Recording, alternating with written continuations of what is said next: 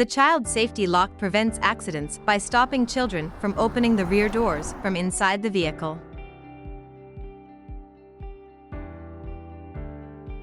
Open the rear door and insert the mechanical key into the key slot. Turn it to the lock position, then close the rear door.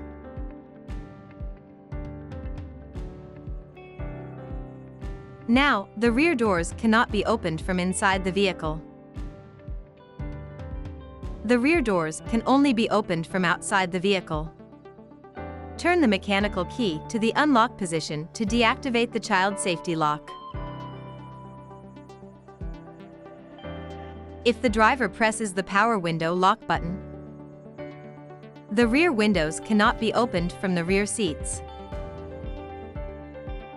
Use the child safety lock to protect your children and vehicle.